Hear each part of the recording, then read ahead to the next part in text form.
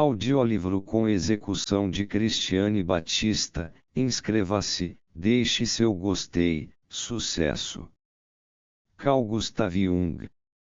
O conteúdo da psicose. Prefácio à segunda edição.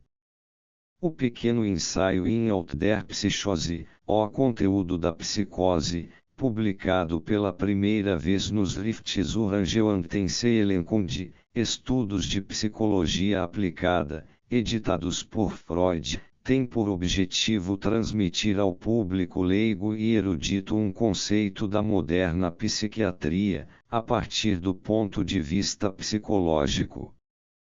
Escolhi como paradigma o distúrbio mental conhecido como dementia praecoce, ou esquizofrenia na terminologia de Bleuler. De acordo com a estatística psiquiátrica, dentre os grupos de psicoses, este é o de maior incidência.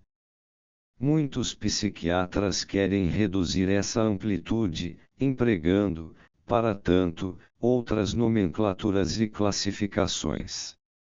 Do ponto de vista psicológico, uma outra nomenclatura é pouco relevante, pois é muito mais importante saber o que uma coisa é do que o seu nome.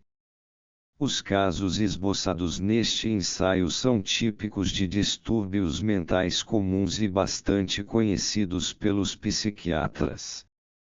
É indiferente se denominamos esses distúrbios de dementia praecoce ou de outra maneira. Em outro artigo, apresentei meu ponto de vista psicológico cuja validade científica foi contestada por inúmeras razões. É particularmente gratificante para mim que um psiquiatra como Bleuler tenha valorizado, numa extensa monografia, os pontos essenciais de meu trabalho. Nossa diferença repousa na questão se a anatomia constitui o fundamento primário ou secundário do distúrbio psicológico. A resposta a essa questão decisiva e difícil depende de um problema de ordem mais geral, a saber, se o dogma, até hoje predominante na psiquiatria, de que as doenças mentais são doenças cerebrais representa ou não uma verdade absoluta. Sabemos que ao atribuirmos a esse dogma uma validade absoluta, caímos numa esterilidade absoluta, pois há distúrbios mentais que são, sem dúvida alguma, psicogênicos, as histerias. Esses são corretamente chamados de funcionais por oposição às doenças orgânicas que dizem respeito a alterações anatômicas comparáveis. Apenas os distúrbios da função cerebral em que os sintomas psíquicos dependem inquestionavelmente de doenças primárias do substrato orgânico deveriam ser chamados de doenças orgânicas. Na dementia praecoce este fato é bastante obscuro. De certo, existem achados anatômicos, mas isso não significa que possamos derivar deles os sintomas psicológicos.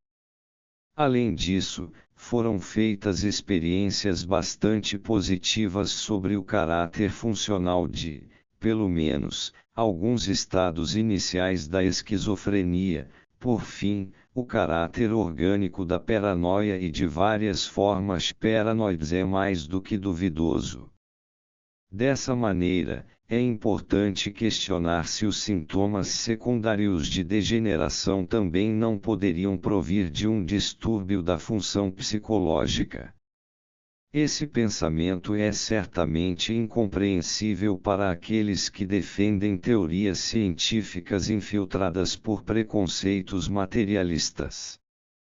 Contudo, a colocação desse problema não repousa num espiritualismo arbitrário, mas numa reflexão bastante simples. Ao invés de supor que um processo orgânico de doença seja introduzido por uma disposição hereditária ou por uma toxina, inclino-me a pensar que, por uma disposição de natureza ainda desconhecida, aparece uma função psicológica inadequada, que pode desenvolver até uma manifestação de distúrbio mental e provocar, secundariamente, manifestações de degeneração orgânica. Essa visão se justifica pela total inexistência de provas da natureza primária do distúrbio orgânico, enquanto que são numerosas as provas da existência de uma falha primária na função psicológica, cuja história pode ser traçada se nos voltarmos para a infância dos pacientes. Essa visão também se justifica pelo fato de a prática analítica conhecer vários casos em que, na fronteira da dementia precoce, os pacientes ainda podem ser trazidos de volta à vida normal. Mesmo se fossem comprovados achados anatômicos ou sintomas orgânicos regulares, a ciência não poderia supor que o ponto de vista psicológico pudesse ser abandonado e o contexto psicológico, sem dúvida presente, desprezado. Se o carcinoma, por exemplo, fosse uma doença infecciosa, o processo de crescimento e degeneração característicos das células carcinomatosas permaneceria, apesar disso, um fator em si mesmo digno de investigação. Como dissemos, a conexão entre os achados anatômicos e o quadro psicológico da doença é de tal modo fraca que devemos examinar a fundo os aspectos psicológicos da doença, o que raramente se tem feito até hoje. No apêndice, procurei esboçar, em linhas gerais, algumas colocações mais novas do problema. A conferência original foi reeditada, nesta segunda edição, sem qualquer modificação. Kutnask Zurich 1914 C.G. Jung. O conteúdo da psicose. A psiquiatria é uma enteada da medicina. Os demais ramos da medicina possuem a grande vantagem, o método científico. Em todos esses ramos, existem coisas palpáveis e visíveis, trabalha-se com métodos de pesquisa da física e da química, o bacilo perigoso pode ser observado através de um microscópio, e o bisturi do cirurgião não se detém diante de nenhuma dificuldade da anatomia, descobrindo os órgãos mais vitais e inacessíveis. A psiquiatria, a arte de curar a psique humana, encontra-se ainda em frente à porta, procurando em vão pesar e medir, segundo o método científico. Já sabemos, há muito tempo, que ela trata de um órgão determinado, do cérebro. Mas é somente para além do cérebro, para além da base anatômica que aparece o que nos importa, isto é, a psique, cuja essência indefinível foge sempre às explicações mais engenhosas. Nos primeiros séculos, em que se atribuía uma substância à psique e todos os acontecimentos incompreensíveis da natureza eram personificados, acreditava-se que a doença mental era obra de um espírito do mal e o doente, um possesso. E os métodos de tratamento empregados eram coerentes com essa concepção. Sabemos que ainda hoje há quem acredite nesta concepção medieval e a expresse. Um exemplo clássico é o exorcismo do demônio, praticado com êxito pelo velho pastor Blunard, no famoso caso Goethe-Benedictus. No entanto, para a honra da Idade Média, podemos ainda dizer que, desde cedo, encontramos indícios de um racionalismo sadio. Já no século XVI, por exemplo, no Hospital Julius em Würzburg, os doentes mentais eram tratados junto com os doentes somáticos, e seu tratamento parece ter sido bastante humano. Com o surgimento da era moderna e das primeiras intuições científicas, a personificação bárbara inicial de poderes desconhecidos foi gradualmente desaparecendo, dando lugar a uma mudança na concepção da doença mental, baseada numa atitude mais filosófica e moral. A antiga concepção de que todo infortúnio traduz a vingança de deuses ofendidos, entretanto, permaneceu nos séculos posteriores, com uma nova roupagem. Do mesmo modo que a doença corporal, em muitos casos, pode ser reduzida a uma autoagressão superficial, a doença psíquica, como se acreditou, pode ser atribuída a uma lesão de caráter moral, a um pecado. Atrás dessa concepção, porém, encontram-se ainda os mesmos deuses irados. Essas concepções desempenharam um importante papel na psiquiatria alemã até o início do século XIX. Na mesma época, porém, começou a surgir na França uma nova perspectiva, que deveria dominar a psiquiatria por muito tempo. Pinel, cujo busto com merecida honra encontrasse no portal da Salpêtrière em Paris, soltou as correntes dos doentes mentais, libertando-os, assim, do símbolo de marginalidade. Com esse gesto, deu a prova mais convincente da concepção humana da ciência moderna. Pouco tempo depois, Esquirol e Bell descobriram que certas formas de doença mental, após um período relativamente curto, conduzem à morte, podendo-se comprovar modificações regulares no cérebro depois da morte.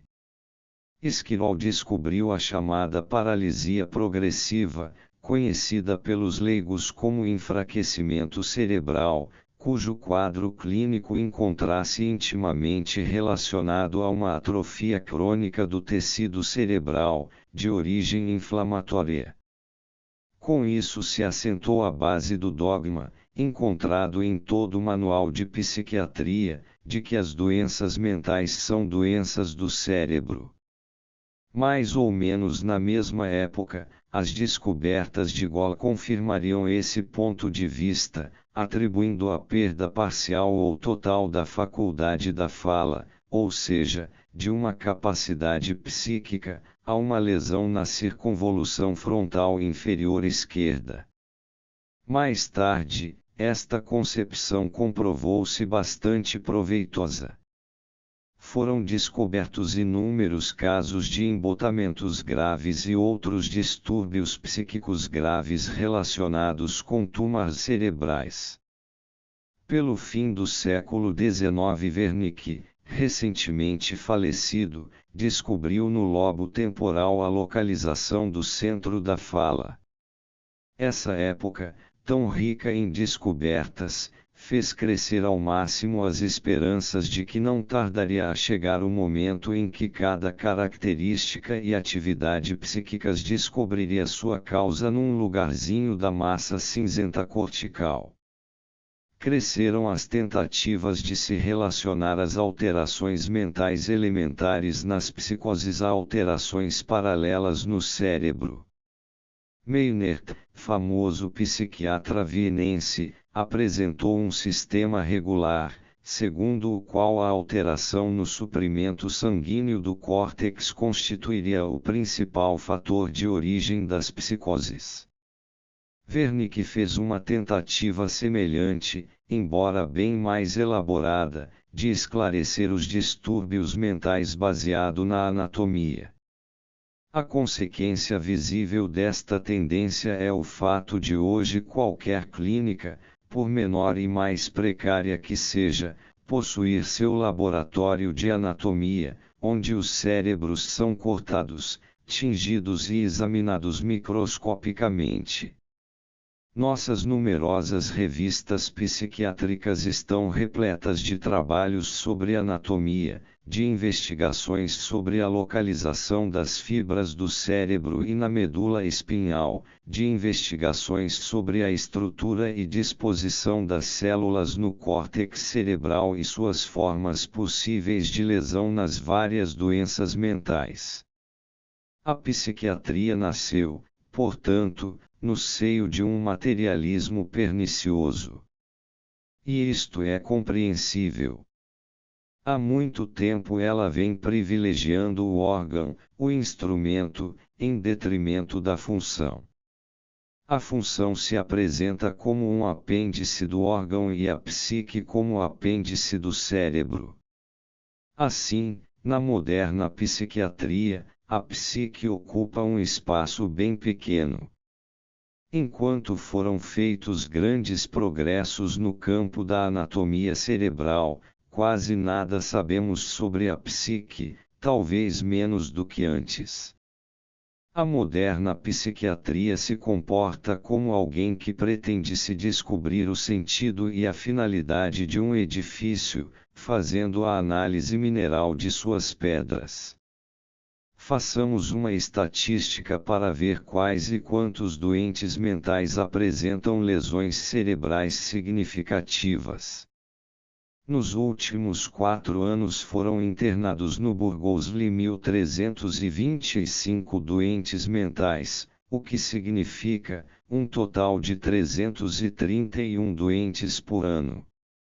Desses, 9% sofrem de anomalias psíquicas constitutivas. Com esse termo, designamos certos defeitos congênitos da psique. Desses 9%, cerca de um quarto sofre de imbecilidade e oligofrenia congênitas.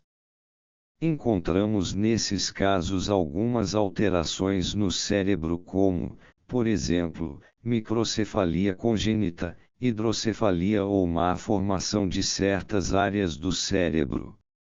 Os outros 3/4 não apresentam qualquer traço de comprometimento que seja tipicamente cerebral. 3% dos doentes sofrem de distúrbios mentais epilépticos. No decurso da epilepsia, ocorre, gradualmente, uma degeneração cerebral típica que não poderei descrever aqui com detalhes. Contudo, essa degeneração apenas pode ser comprovada nos casos mais graves e naqueles em que a doença possui um longo tempo de existência. Quando os ataques recorrem por um tempo relativamente curto, ou seja, não mais do que poucos anos, dificilmente poderão ser encontrados no cérebro indícios de degeneração. 17% sofrem de paralisia progressiva e demência senil. Ambas as doenças apresentam dados anatomopatológicos no cérebro bem característicos. Na paralisia, tem lugar, via de regra, uma atrofia cerebral intensa em que a massa cinzenta geralmente se reduz à metade. As áreas frontais, em particular, podem se reduzir até 1/3 do peso normal. Uma lesão similar ocorre na demência senil. 14% dos doentes internos anualmente sofrem de intoxicações, ao menos 13% devido à ingestão de álcool. Em geral, nos casos menos graves, nenhum tipo de lesão cerebral pode ser comprovada. Somente nos casos mais graves é que se pode encontrar uma pequena atrofia do córtex. Mas o número de casos graves não passa de 1% das internações anuais por alcoolismo. 6% dos doentes sofrem da chamada psicose maníaco-depressiva que compreende a mania e a melancolia. A essência dessa doença pode ser entendida até mesmo por um leigo. A melancolia é um estado anormal de tristeza em que tanto a inteligência como a memória não sofrem dano algum. A mania é o seu contrário, um estado anormal de excitação convulsiva em que também nem a inteligência nem a memória são prejudicadas. Não se pode comprovar, nessa doença, qualquer tipo de lesão cerebral. 45% dos doentes sofrem da chamada dementia precoce, muito típica e comum. A escolha desse nome é bastante infeliz, pois a doença muitas vezes não é nem precoce, nem demência. Infelizmente, na maior parte dos casos, a doença é praticamente incurável, mesmo nos casos mais bem-sucedidos, ou seja, onde se dá um restabelecimento e os leigos nesta área não mais observam qualquer anormalidade, encontraremos sempre uma falha na vida emotiva. O quadro da doença é extraordinariamente variado, são comuns os distúrbios emocionais, os delírios e alucinações. Via de regra, nesta doença não ocorrem alterações anatomopatológicas no cérebro. Mesmo nos casos mais graves, em que a doença existe há muito tempo, é comum encontrarmos após a morte um cérebro intacto. Somente em pouquíssimos casos algumas alterações muito leves foram observadas, mas que, até hoje, não podem ser consideradas uma regra geral. Em resumo, cerca de um quarto dos doentes apresenta alterações mais ou menos extensas e lesões no cérebro. Cerca de 3/4, porém, possuem um cérebro aparentemente intacto, apresentando, no máximo, algumas alterações que não explicam em absoluto o distúrbio psicológico. Estas cifras nos mostram melhor do que qualquer dissertação que a observação puramente anatômica da moderna psiquiatria conduz apenas indiretamente ao seu objetivo, que é a compreensão dos distúrbios psicológicos. Acrescente-se a isso que os doentes mentais que apresentam lesões cerebrais graves morrem num espaço de tempo relativamente curto.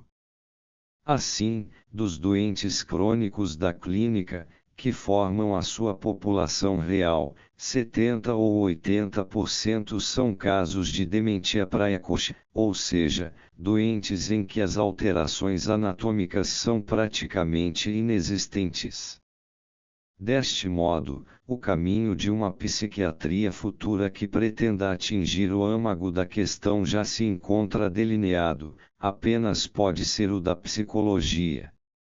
Em nossa clínica de Zurique, abandonamos de vez o caminho da anatomia e nos voltamos completamente para a investigação psicológica da doença mental. Uma vez que a maioria de nossos doentes sofre de dementia precoce, essa doença constitui, naturalmente, a questão central de nossas investigações. Os antigos clínicos concentravam sua atenção no motivo psicológico da doença mental, assim como os leigos ainda o fazem por um instinto verdadeiro. Tentamos por este caminho investigar, da forma mais cuidadosa possível, a história anterior do doente. Esse trabalho compensa bastante, pois frequentemente descobrimos, para nossa surpresa, que a doença mental eclode num momento de grande emoção despertada por razões, por assim dizer, normais.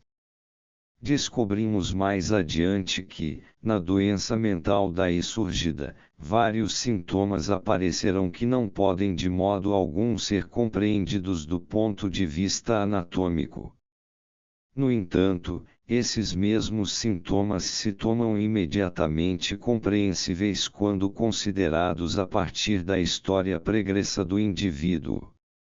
Nesse sentido, as investigações fundamentais de Freud sobre a psicologia da histeria e do sonho fornecem o maior estímulo e ajuda para o nosso trabalho.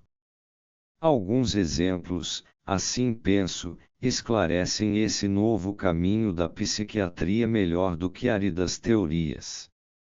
Para mostrar claramente a diferença em nossa perspectiva, descreverei para os senhores, em cada caso, a história da doença à maneira de costume, e em seguida apresentarei a solução característica dessa nova concepção. O caso que relato a seguir é o de uma cozinheira de 32 anos. Sua doença não é congênita. Ela sempre se mostrou muito aplicada, consciente no trabalho e jamais apresentou, anteriormente, qualquer comportamento estranho ou algo semelhante. Há algum tempo atrás, conheceu um rapaz que queria se casar com ela. A partir de então, começou a se comportar de modo estranho. Ela repetia sempre que ele não gostava muito dela, mostrava-se muitas vezes temperamental, apática e desajustada. Certa vez, adornou excentricamente seu chapéu de domingo com penas vermelhas e verdes, e depois comprou um pince-nez para usar quando saísse com o noivo no domingo. Um dia, decidiu subitamente que seus dentes estavam defeituosos, que eles não a deixariam em paz, e resolveu colocar uma dentadura, embora não fosse de modo algum necessário. Mandou extrair todos os dentes sob anestesia geral. Na noite seguinte, teve uma grave crise de ansiedade. Chorava e gritava que estava perdida, condenada para sempre, que havia cometido um pecado grave, permitindo que lhe extraíssem os dentes. As pessoas deveriam orar por ela para que Deus lhe perdoasse. Estas em vão tentavam convencê-la de que extrair os dentes não era pecado, mas isso não ajudou em nada. Apenas com o nascer do dia ela foi se acalmando e chegou a trabalhar o dia todo. Nas noites seguintes, porém, continuou a sofrer as mesmas crises. Quando consultei a paciente, achei-a bastante calma. Só pude observar que tinha um olhar um tanto distante. Falei com bastante calma sobre a operação. Ela me disse que extrair os dentes não era algo tão terrível assim, mas que não podia se livrar da ideia de que era um grande pecado, apesar do que lhe diziam. Ela sempre repetia num tom lamurioso e patético: não deveria ter permitido que me extraíssem os dentes, foi um grande pecado que Deus jamais haverá de perdoar. Isso provocava uma impressão inequívoca de doença. Alguns dias depois, seu estado piorou consideravelmente, e teve de ser internada na clínica. A crise de ansiedade se intensificou, permanecendo meses a fio. Essa história apresenta vários sintomas que nos parecem bastante absurdos. Por que a história excêntrica com o chapéu e o pince-nez? Por que as crises de ansiedade? Por que o delírio de que extrair os dentes era um pecado imperdoável? Tudo era muito obscuro. O psiquiatra que pensa com base na anatomia dirá: esse é um caso típico de dementia precoce. A essência dessa doença, da loucura, é falar coisas incompreensíveis, onde a visão do mundo da mente enferma é sempre deslocada, é louca. O que para uma pessoa normal não é pecado, para um doente é. Esse tipo de delírio excêntrico é característico da dementia precoce. O lamento desmedido acerca do suposto pecado é a chamada tonalidade afetiva inadequada. O adorno excêntrico do chapéu e o pince-nez são fatos bizarros que ocorrem frequentemente nos doentes. Em algum lugar do cérebro, existem células desordenadas que, ao invés de produzirem pensamentos lógicos, produzem pensamentos ilógicos e absurdos, psicologicamente incompreensíveis. Certamente, a doente possui algum tipo de degeneração congênita, um cérebro fraco, que traz desde o nascimento o germe do distúrbio. Por alguma razão, a doença eclodiu somente agora, mas poderia ter acontecido em qualquer outro momento. Se o destino não nos tivesse ajudado na análise psicológica deste caso, certamente teríamos de capitular diante desses argumentos. Devido às formalidades necessárias para a internação, descobriu-se que a paciente, há muitos anos, tivera um caso amoroso que terminou quando o amante lhe deixou um filho ilegítimo. Para resguardar o bom nome, a moça teve que ocultar a criança no interior. Ninguém soube do caso. Quando se apaixonou uma outra vez, surgiu o dilema: o que diria o noivo sobre isso? Primeiramente ela adiou o casamento, suas inquietações foram aumentando, aparecendo então os comportamentos estranhos. Para que possamos compreender o que se passou, devemos tentar penetrar na psicologia de uma alma ingênua. Se precisamos confiar um segredo doloroso a quem amamos, tentaremos, de início, adquirir certeza de seu amor para nos assegurarmos de seu perdão. Fazemos isso ora com perguntas lisonjeiras, ora com perguntas provocadoras ou, então, procurando mostrar o valor de nossa própria personalidade para que ele pareça maior diante da pessoa amada. Por isso, nossa paciente adornou o chapéu com penas coloridas que, para o seu gosto simples, são objetos de admiração. O uso do pincel inspira o respeito das crianças, mesmo as mais crescidas. Além disso, quem não conhece o exemplo de alguém que tenha extraído todos os dentes por pura vaidade, simplesmente para usar uma dentadura? Geralmente, esse tipo de operação provoca, na maior parte das pessoas, um certo nervosismo, pois tudo fica mais difícil. Justamente nesse momento ocorre a catástrofe, eclode o pavor de que o noivo a deixe se souber de sua vida pregressa. Esta foi a primeira crise de ansiedade. Como a paciente não assumiu durante toda a vida a falta cometida, teve de prosseguir a tentativa de salvaguardar seu segredo, deslocando para a extração dos dentes o seu medo, tal como vimos.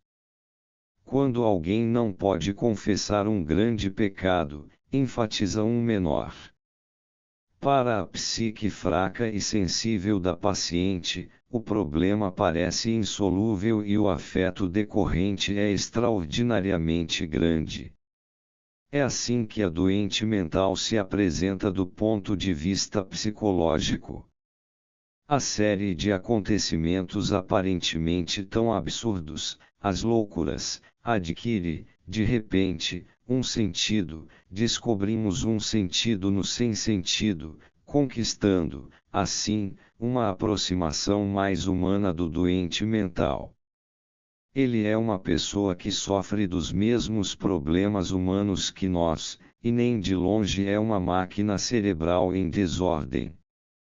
Até hoje predominou a opinião de que o doente mental nada mais manifesta em seus sintomas do que o produto ilógico das células cerebrais. Mas isso não passa de estudo acadêmico, de elucubrações estéreis. Quando, porém, penetramos nos segredos do doente, percebemos que a loucura possui seu sistema próprio, e passamos a reconhecer na doença mental apenas uma reação inusitada a problemas emocionais que pertencem a todos nós. Esta concepção nos parece extremamente esclarecedora por projetar muita luz no âmago da doença. Embora seja a mais frequente em nossas clínicas, é muito pouco compreendida. Devido à insensatez de seus sintomas, ela se parece com o que comumente chamamos loucura. O caso que acabo de descrever para os senhores é bem simples e transparente. Como um segundo exemplo, gostaria de trazer um caso mais complexo. Trata-se de um homem entre 30 e 40 anos, arqueólogo estrangeiro, muito culto e extraordinariamente inteligente. Era um rapaz intelectualmente muito precoce, dotado de grande sensibilidade, excelentes qualidades de caráter e raro talento. Fisicamente, era pequeno, frágil e gago. Cresceu e se educou no exterior, tendo estudado depois, durante alguns semestres, em B. Até então jamais revelara qualquer sinal de perturbação. Após o término do curso universitário, dedicou-se com fervor à pesquisa arqueológica que, pouco a pouco, o absorveu de tal maneira que praticamente morreu para o mundo e o lazer. Trabalhava sem cessar, enterrando-se nos livros. Foi ficando cada vez mais insociável. Se ele antes já era socialmente muito tímido, agora fugia sorrateiramente, mantendo contato apenas com pouquíssimos amigos. A sua vida era a de um eremita, dedicada inteiramente à ciência. Passados alguns anos, retornou de férias a B, lá permanecendo por poucos dias. Costumava passear pelos arredores da cidade. Algumas poucas pessoas que o conheciam acharam-no um tanto estranho, muito taciturno e nervoso. Sentia-se muito cansado depois de passeios mais prolongados, e dizia que não se sentia muito bem. Afirmava que precisava passar por uma hipnose porque se sentia muito nervoso. Em seguida, contraiu uma infecção pulmonar. Logo depois, teve início um estado estranho de excitação que culminou, rapidamente, num frenesi. Foi então levado à clínica, onde permaneceu nesse estado durante semanas. Ele se encontrava inteiramente perturbado, sem saber onde estava e pronunciando fragmentos de frases incompreensíveis. Por vezes, ficava tão excitado e agressivo que os enfermeiros se viam obrigados a segurá-lo. Aos poucos foi se acalmando, até voltar a si como se tivesse acordado de um longo e tenebroso sonho. Rapidamente adquiriu consciência da doença e recebeu alta. Ao voltar para casa, debruçou-se novamente sobre o trabalho. Publicou vários trabalhos importantes nos anos seguintes. Sua vida voltou a ser como antes, a de um eremita, morto para o mundo, exclusivamente voltado para os livros. A reputação de um misantropo seco, destituído de qualquer senso de beleza para a vida foi crescendo, pouco a pouco. Anos depois do primeiro surto, empreendeu novamente uma viagem de férias a B. Como antes, fazia seus passeios solitários nos arredores da cidade.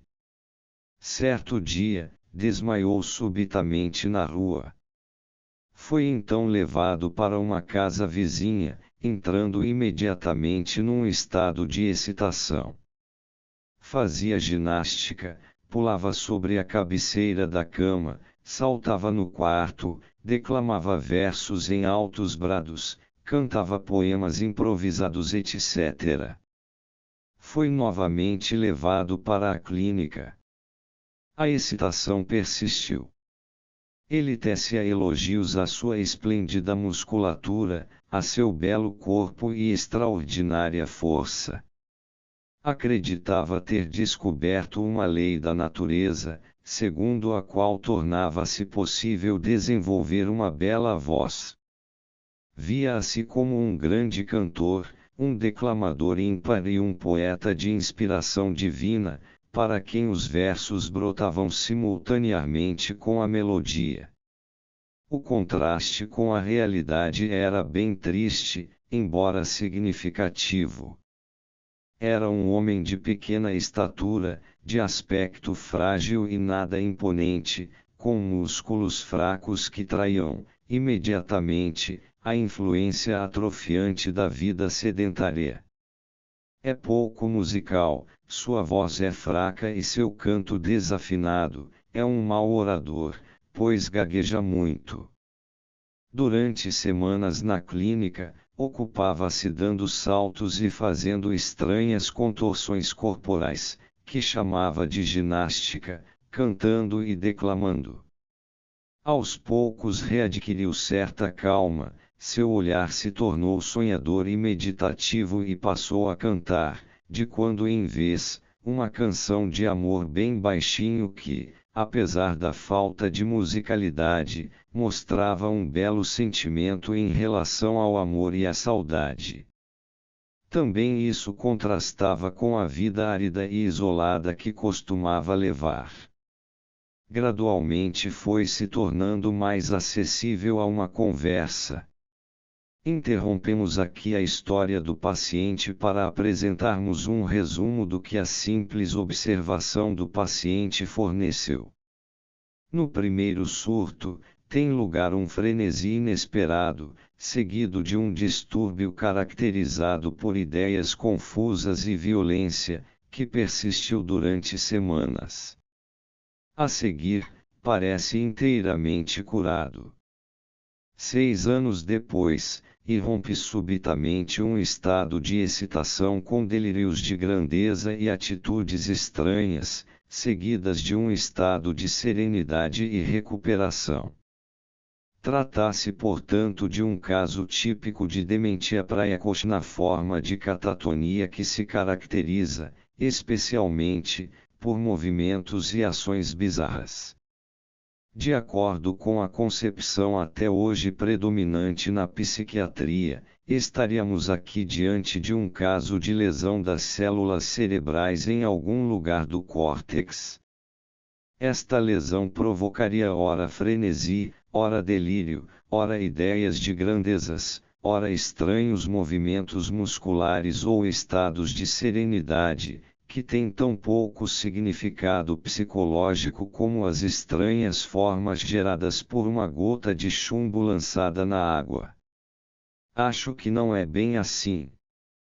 Não é um estado de humor casual das células cerebrais que produz um contraste tão surpreendente com a história do paciente, como podemos observar no segundo surto.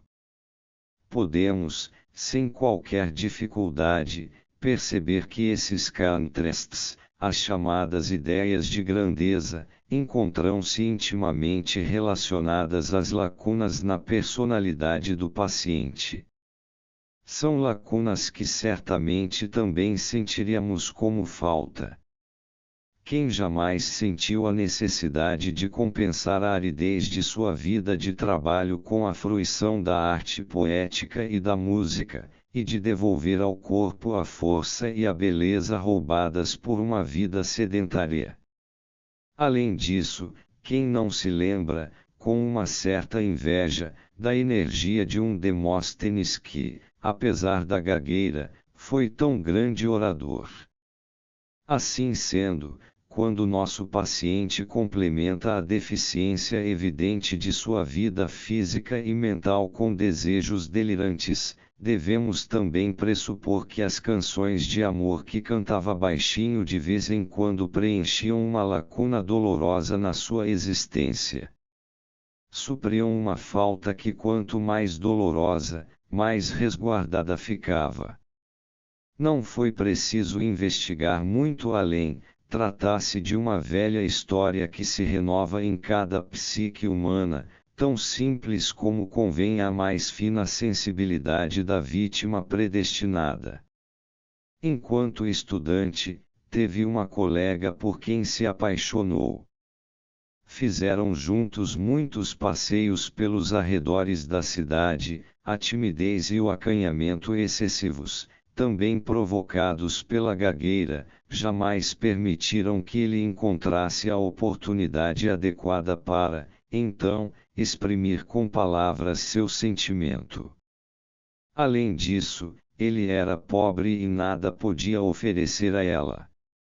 Chegou ao término dos estudos, ela foi para longe, ele também, e nunca mais se viram. Não havia passado muito tempo quando soube que ela se casara. Ele desistiu, mas não sabia que Eros jamais liberta seus escravos. Ele se enterrou num trabalho intelectual abstrato não para esquecê-la, mas para trabalhá-la no pensamento. Assim, pretendia resguardar secretamente no coração o seu amor, sem que ela jamais soubesse. Cumpriu o compromisso durante certo tempo. Certa vez, viajou para a cidade em que ouviu dizer que ela morava. O trem fez apenas uma rápida parada e ele não chegou a descer do trem.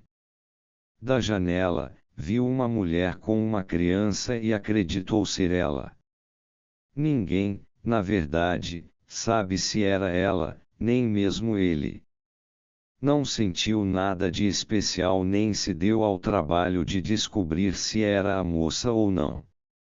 Tudo leva a crer que realmente não era.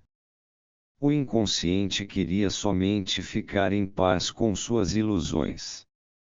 Pouco tempo depois voltou a B, cidade das antigas lembranças. Lá sentiu que algo estranho emergia em sua alma, um sentimento de inquietação que Nietzsche descreveu com tanta intuição: não permanecerá sedento por muito tempo, coração em chamas. No ar, uma promessa. Sinto o sopro de bocas desconhecidas. Vem chegando um frio imenso. O homem civilizado não acredita mais em demônios. Chama o médico. Nosso paciente quis submeter-se a uma hipnose. Então, assaltou-o a loucura. O que estava acontecendo? Respondeu a esta pergunta com frases entrecortadas por longas pausas naquele estágio crepuscular que antecede o convalescimento. Tentei seguir o mais fielmente possível suas próprias palavras. Ao adoecer, escapou-lhe de súbito o mundo ordenado, caindo ele no caos de um sonho dominador, um mar de sangue e fogo, um mundo desfigurado, conflagrações de toda parte, irrupções vulcânicas, terremotos, montanhas desmoronando-se, matanças terríveis nas quais os povos se destruíam uns aos outros. Ele se via mais e mais envolvido na batalha da natureza, encontrava-se em meio a lutadores, defendendo, agonizando, suportando dores e misérias indescritíveis. Aos poucos foi superando e se fortalecendo através de um estranho sentimento apaziguador, provocado pelo fato de alguém estar vendo suas lutas. Era a amada que de longe o observava. Isso corresponde ao período da doença em que ele mostrava uma violência selvagem contra os enfermeiros. Começou então a sentir que suas forças aumentavam e se via à frente de vários exércitos os quais deveria guiar para a vitória. Mais batalhas e, por fim, a vitória. Como prêmio receberia a amada. Ao aproximar-se dela, a doença teve fim e ele acordou de um longo sonho. Retorna a seu dia a dia, dentro da normalidade. Tranca-se em seu trabalho, esquecendo o abismo que arrasta consigo. Alguns anos depois, volta a B, demônio ou destino. Mais uma vez, percorre os mesmos caminhos e é, de novo, assaltado pelas antigas lembranças. Desta vez, porém, não sucumbe nas profundezas da confusão. Mantém-se orientado em relação ao meio que o cerca. A luta é, de certo modo, mais amena. Ele faz ginástica, pratica artes masculinas e tenta recuperar-se. Segue-se, então, o estágio onírico com as canções de amor que corresponde ao tempo da vitória na primeira psicose. Nesse estado sigo aqui suas próprias palavras, possuía uma sensação de sonho, como se estivesse na fronteira entre dois mundos distintos e não soubesse se a realidade era à direita ou à esquerda. Contou-me o seguinte: dizem que ela se casou, mas eu acho que não é verdade, ela ainda está à minha espera, sinto que é assim. Para mim é como se ela não estivesse casada, como se ainda fosse possível. Essa descrição nada mais é do que o pálido reflexo da cena em que, na primeira psicose, ele, vencedor, se vê diante da noiva. Algumas semanas após esta conversa, os interesses de trabalho voltaram a ocupar o primeiro plano. Foi se tornando cada vez mais reticente em relação à sua história pessoal, reprimindo-a e evitando-a como se não lhe pertencesse. Assim, fechou gradualmente a porta de seu submundo. Ficou apenas uma certa tensão na maneira de se exprimir e um olhar que, embora voltado para as coisas exteriores, dirigia-se, ao mesmo tempo, para dentro, sugerindo a atividade silenciosa do inconsciente que consiste em preparar novas soluções para o problema sem saída. Essa é a chamada cura da dementia precoce. Nós psiquiatras dificilmente podemos reprimir um sorriso quando lemos tentativas poéticas de descrever uma psicose. Em geral, essas tentativas são consideradas inúteis, pois o poeta introduz em suas concepções de psicose relações psicológicas inteiramente alheias ao quadro clínico da doença. Mas se o poeta não se contenta com transcrever um caso de um manual de psiquiatria, na maioria das vezes acaba sabendo bem mais do que o psiquiatra.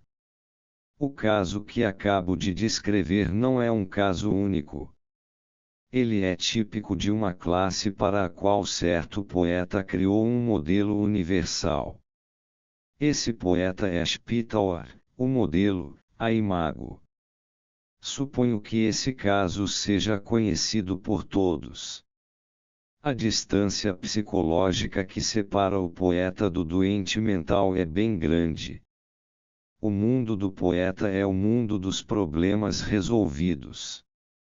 A realidade é o mundo dos problemas não resolvidos. O doente mental é o reflexo fiel desta realidade. Suas soluções são ilusões insatisfatórias e a sua cura, uma renúncia temporária ao problema. Este permanece ativo e sem solução no inconsciente, emergindo, em determinado momento, para criar novas ilusões num outro cenário.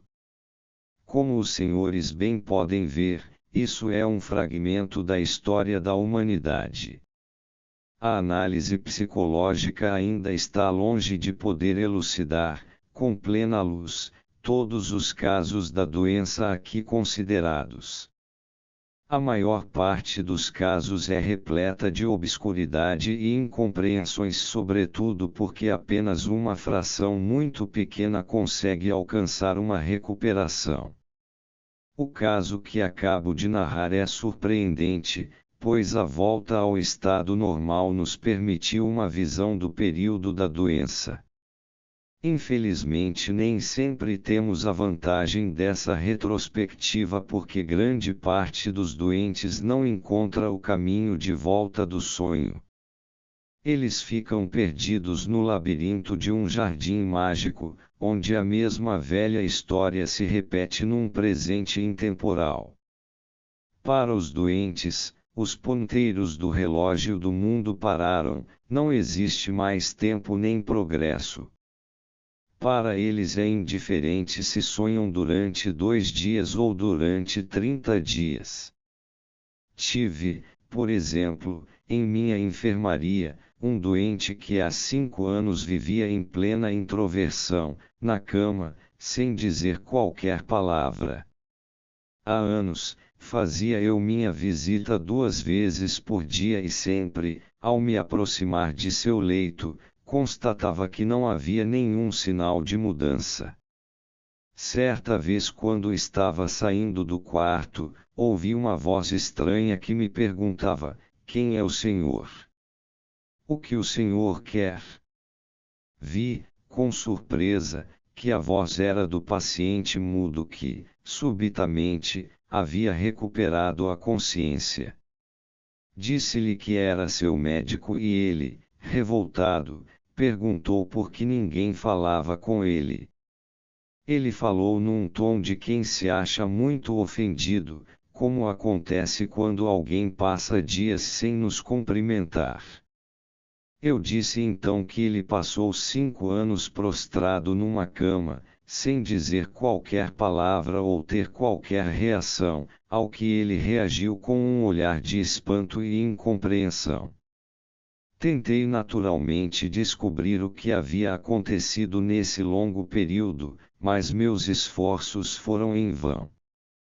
Um outro paciente que se encontrava numa situação bem semelhante, ao ser interpelado quanto ao motivo desse silêncio de anos, respondeu: porque quis poupar a língua alemã. Esses exemplos nos mostram claramente que, muitas vezes, os próprios doentes não possuem o menor prazer ou interesse em esclarecer suas estranhas vivências. Para eles, aliás, essas não são consideradas de modo algum estranhas. No entanto, por vezes, os próprios sintomas indicam o conteúdo psicológico da doença. Tivemos durante 35 anos uma paciente interna no Burgosli que passou anos na cama sem dizer absolutamente nada, sem qualquer reação. Tinha a cabeça sempre curvada, as costas arqueadas e o joelho levemente flexionado. Fazia uns movimentos de fricção estranhos com as mãos que, ao cabo de alguns anos, geraram enormes calosidades na superfície áspera das mãos. O polegar e o indicador da mão direita eram mantidos juntos como se ela estivesse costurando. A paciente morreu há cerca de 2 anos e tentei investigar como ela era no começo da doença. Ninguém na clínica se lembrava de tê-la visto fora do leito. Somente a chefe das enfermeiras, já bastante idosa, lembrava-se de tê-la visto sentada na mesma posição em que ficava quando deitada. Nessa época, ela fazia movimentos rápidos e amplos com os braços sobre o joelho direito, dizia então que ela costurava sapatos ou que polia sapatos. Ao longo dos anos, os movimentos foram se restringindo, permanecendo apenas um pequeno movimento de fricção e o polegar e o indicador em posição de costura. Consultei em vão nosso velho arquivo e nada constava sobre a história pregressa da paciente. No enterro, apareceu um irmão de 70 anos e eu lhe indaguei a respeito da causa da doença de sua irmã. Ele respondeu que ela havia se apaixonado e que, por diversas razões, o namoro se desfez. Isso abalou de tal modo o coração da moça que ela entrou num estado de profunda melancolia. Quem era o amado? Um sapateiro. A menos que se prefira ver aqui o estranho jogo do acaso, devemos supor que a paciente conservou, sem qualquer alteração, a lembrança do amado durante 35 anos. Facilmente poder-se-ia pensar que esses pacientes que provocam uma tal impressão de embotamento sejam, na realidade, ruínas de um incêndio. Mas é provável que não sejam. Muitas vezes, podemos provar diretamente que esses pacientes ainda revelam certa curiosidade, pois registram tudo o que se passa à sua volta, possuindo uma memória admirável. Este fato explica por que muitos pacientes readquirem lucidez durante algum tempo e voltam a desenvolver as forças mentais que parecem inteiramente perdidas. Esses períodos de lucidez ocorrem, por vezes, durante uma doença física grave ou então logo antes da morte. Tínhamos, por exemplo, um paciente com quem era impossível estabelecer e manter uma conversa lúcida, pois ele só conseguia produzir um misto confuso de delírios e palavras estranhas. Esse homem ficou seriamente doente e pensei que seu tratamento seria muito difícil. De modo algum. Ele estava completamente transformado, era um paciente amigo e dócil que seguia as ordens médicas com paciência e gratidão.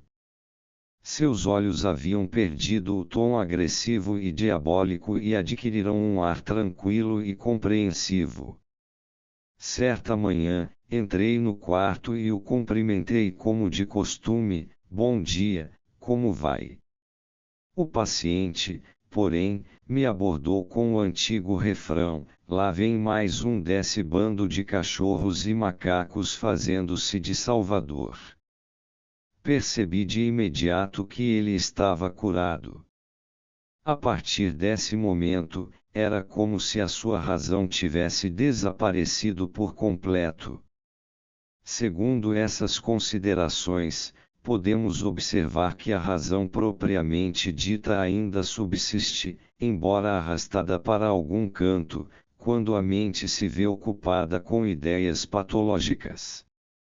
No entanto, qual o motivo que leva a mente a se esgotar no trabalho de elaboração de um nonsense patológico? Mesmo para essa questão tão difícil, a nova concepção pode nos fornecer uma chave. Hoje podemos afirmar que essas construções patológicas absorvem o interesse do doente porque constituem subprodutos das questões que mais ocupavam o seu espírito quando normal. Em outras palavras, o que hoje na doença é uma miscelânea incompreensível de sintomas era um dos campos de interesse mais centrais de sua personalidade normal. À guisa de exemplo, gostaria de mencionar o caso de uma paciente que se encontrava há 20 anos na clínica. Ela sempre foi um grande enigma para os médicos, pois o absurdo de seus delírios ultrapassava tudo que a fantasia mais engenhosa seria capaz de produzir. A paciente era costureira, nascida em 1845, de origem muito pobre. Sua irmã enveredou desde cedo por um mau caminho, terminando como prostituta. A paciente, ao contrário, levou sempre uma vida muito respeitável, trabalhadora e recatada. Adoeceu em 1886, aos 39 anos de idade, ou seja, num estágio da vida em que muitos sonhos se desfazem. Sua doença consistia em delírios e alucinações que rapidamente foram se tornando tão absurdos que ninguém podia compreender as queixas e desejos da paciente. Ela chegou à clínica em 1887. Já em 1888, a linguagem dos delírios degenerou tanto que era impossível qualquer compreensão. Falava, por exemplo, de situações terríveis: à noite, a coluna dorsal é arrancada, as dores nas costas são provocadas por substâncias que atravessam as paredes cobertas de magnetismo. O monopólio determina os sofrimentos que não estão no corpo, mas pairam no ar. Efetuam-se extratos através da inalação de substâncias químicas e legiões inteiras morrem sufocadas. Em 1892, a paciente referia-se a si como monopólio de notas, rainha dos órfãos, proprietária da clínica Burgosli, e diz que Nápoles e eu devemos suprir o mundo com macarrão. Em 1896, ela se torna a Germânia e a Helvécia exclusivamente de manteiga doce e diz também: "Eu sou a Arca de Noé, a barca da salvação e a atenção. Desde então o nonsense patológico aumentou consideravelmente. O último delírio era então de que ela seria a maravilha do mar lilás vermelho vivo e azul. Esses exemplos mostram aos senhores como podem ser ininteligíveis as construções patológicas. Nossa paciente foi, portanto, durante anos, o exemplo clássico dos delírios absurdos da dementia precoce. Centenas de estudiosos da medicina mantiveram, em relação à nossa paciente, a impressão de um embotamento fora do normal. Entretanto, mesmo esse caso não resiste à mais nova técnica de análise. O que diz a paciente não é, de forma alguma, sem sentido. Ao contrário, seu sentido é tão pleno que quando alguém descobre a chave poderá compreendê-la sem grandes dificuldades. Infelizmente o tempo de que aqui disponho não me permite descrever a técnica que possibilitou o desvelamento do segredo. Devo então me contentar com alguns exemplos que esclarecem a estranha alteração do pensamento e da linguagem dessa paciente. Ela costumava afirmar, por exemplo, que era Sócrates. A análise desse delírio nos revelou o seguinte: Sócrates é o grande sábio, o grande erudito que foi acusado, difamado, morrendo na prisão por obra de homens maus. Ela é a melhor costureira, jamais estragou uma linha, jamais deixou um pedaço de pano no chão e trabalhou sem cessar. Agora ela foi injustamente acusada, homens maus a prenderão e ela deve morrer na clínica. Por isso ela é Sócrates. Como os senhores podem ver, trata-se de uma metáfora bastante simples, baseada numa analogia evidente. Um outro exemplo: eu sou o magistério mais refinado e o mundo artístico mais refinado. A análise nos mostrou que ela é a melhor costureira, a que escolhe os melhores modelos, os que mais chamam a atenção e gastam pouco material, ela coloca os adornos onde mais sobressaem. Ela é professora, artista na sua especialidade. Produz as melhores roupas, as quais ela, numa expressão épica, chama de vestimentas do Museu Caracol. Sua clientela é constituída exclusivamente pelo círculo de pessoas que frequentam o Haus-Zurschneck e o museu. Haus-Zurschneck é um clube muito distinto. Fica ao lado do museu, no prédio da biblioteca, que é um outro lugar de encontro do círculo distinto e elegante de Zurique, pois ela é a melhor costureira, que faz somente vestimentas do Museu Caracol. A paciente também se diz Maria Stuart.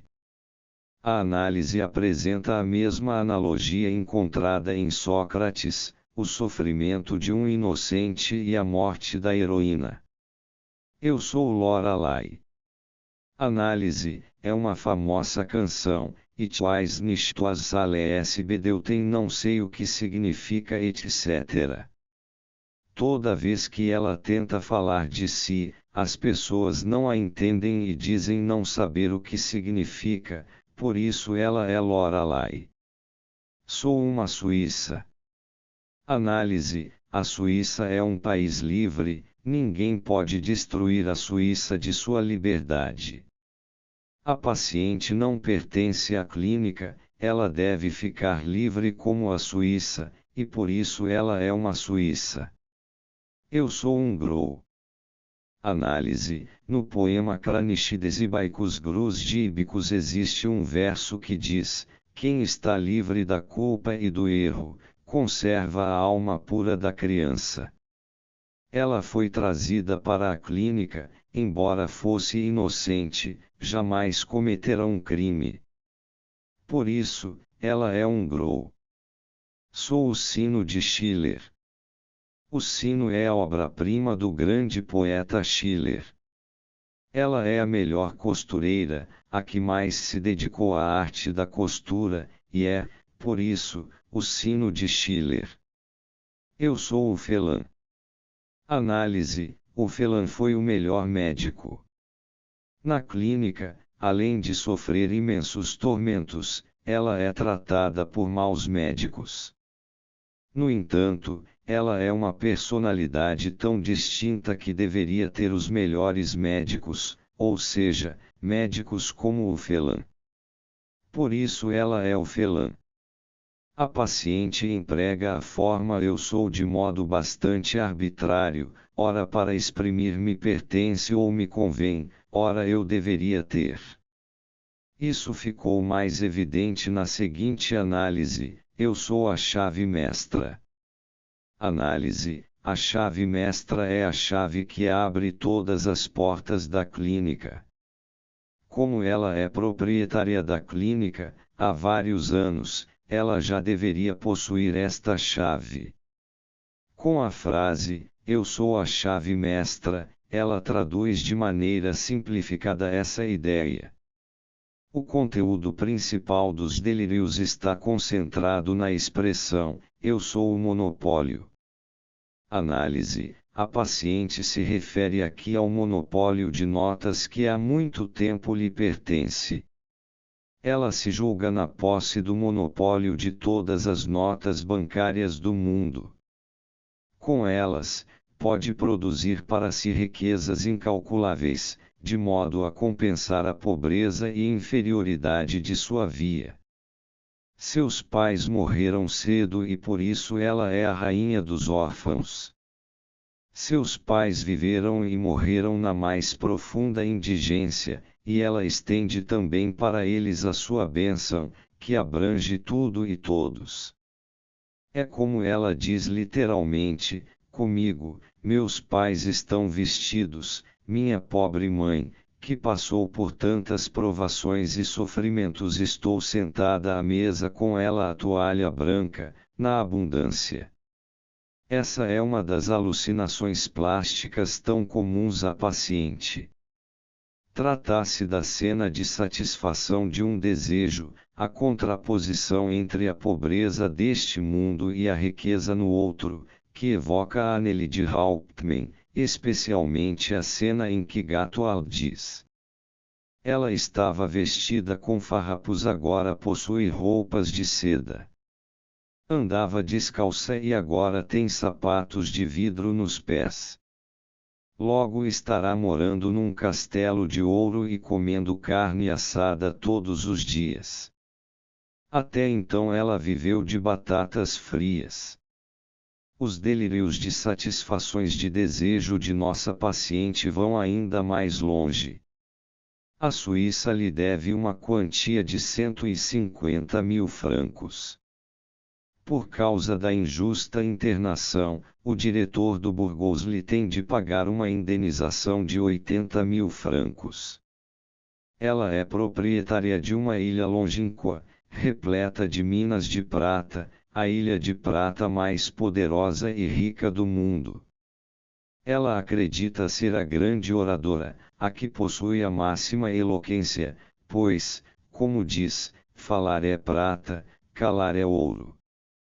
A ela pertencem todos os bens da terra, os mais ricos alojamentos, as cidades e as terras, ela é proprietária do mundo, até mesmo 3 vezes proprietária. Enquanto a pobre Anneli só consegue se elevar para ficar ao lado do esposo celeste, a paciente possui as chaves do céu. Ela não é apenas uma rainha da terra, digna de louvor como Maria Stuart e a rainha Luísa da Prússia, mas é também a rainha do céu, a mãe de Deus, a própria divindade. Mesmo neste mundo terreno, onde ela nada mais foi do que uma pobre costureira desconhecida, conseguiu satisfazer suas vontades humanas, escolhendo para si 3 esposos das linhagens mais nobres desta cidade, e como quarto, o imperador Francisco. Destes matrimônios, nasceram-lhe 2 filhos, frutos da fantasia, um menino e uma menina. Do mesmo modo que ela vestiu, alimentou e deu de beber à pobreza de seus pais, ela também cuida do futuro dos filhos. Para o filho deixa em herança os grandes bazares da cidade de Zurique. Por isso, seu filho é um czar, todo dono de bazar é um czar. A filha se parece com a mãe, consequentemente, tornar-se-á a proprietária da clínica e substituirá a mãe. Com isso, a mãe será libertada da prisão. Por esta razão a filha recebe o título de substituta de Sócrates, pois substitui Sócrates na prisão. Os delírios da paciente, contudo, não se esgotam nos exemplos aqui mencionados. Espero, porém, que eles deem uma ideia da riqueza da vida interior da paciente, que não é tão obtusa e apática como parece. Essa impressão se deve ao fato de ela ter permanecido, como se diz, imbecilizada, há 20 anos, sentada em sua sala de trabalho, remendando mecanicamente sua roupa e murmurando coisas sem sentido, que ninguém até hoje foi capaz de compreender. Agora podemos ver, sob um novo ângulo, seu palavreado complicado, consiste em fragmentos de inscrições enigmáticas, quecos de fantasias lendárias que se desprenderão da dura realidade para fundar um reino autônomo e distante do mundo, onde as mesas estão sempre postas e comemoram-se, em palácios de ouro, inúmeras festas. Da paisagem sombria da realidade a paciente conserva apenas alguns símbolos enigmáticos, que não precisam ser entendidos. Faz muito tempo que a paciente não mais precisa de nossa compreensão. Essa paciente também não é um caso único. É exemplo de um tipo. Em doenças dessa espécie encontramos sempre comportamentos semelhantes, embora nem sempre no mesmo grau. Os paralelos com a Anneli de Hauptmann mostram que também aqui houve o trabalho prévio de um poeta, na livre criação de sua fantasia. Desta aproximação não casual podemos concluir que existe algo comum entre o poeta e o doente mental que, na verdade, todo ser humano traz consigo, uma fantasia em constante criação que se esforça em polir arestas da realidade. Quem já se observou com atenção e com toda objetividade sabe que, dentro de si, habita um ser empenhado em encobrir e esconder tudo que possa ser difícil e problemático na vida, tentando criar um caminho livre e sem muitos obstáculos. A doença mental faz com que predomine tal atitude. Uma vez predominando, a realidade vai, pouco a pouco, sendo encoberta, tornando-se um sonho distante. Enquanto isso, o sonho é que se torna realidade, acorrentando o doente, muitas vezes por toda a vida. Como pessoas normais inteiramente inseridas na realidade, não conseguimos ver a riqueza desse aspecto velado da psique. Percebemos somente a destruição. Infelizmente, na maior parte das vezes, não conseguimos nenhuma informação sobre o que se passa no lado obscuro da psique, uma vez que ruíram todas as pontes de ligação. Ainda não sabemos se essa nova concepção da doença possui validade geral ou apenas restrita, no entanto, quanto mais cuidadosa e pacientemente investigamos nossos doentes, mais encontramos casos que, apesar de a demência parecer total, nos oferecem, ao menos, percepções fragmentárias de uma vida psíquica obscura, bem distante da pobreza mental admitida na concepção ainda hoje predominante na psiquiatria. Também não estamos em condições de explicar de maneira conclusiva as conexões desse mundo obscuro. Não obstante, podemos agora afirmar, com segurança, que não existe nenhum sintoma na dementia precoce que possa ser qualificado como sem fundamento ou sem sentido psicológico.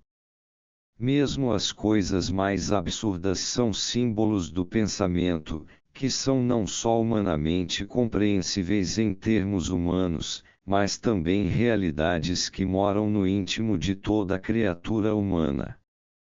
Nos dimensões mentais, não estamos diante de nada novo e desconhecido, mas sim do fundamento de nosso próprio ser, da origem dos problemas que enfrentamos no dia a dia.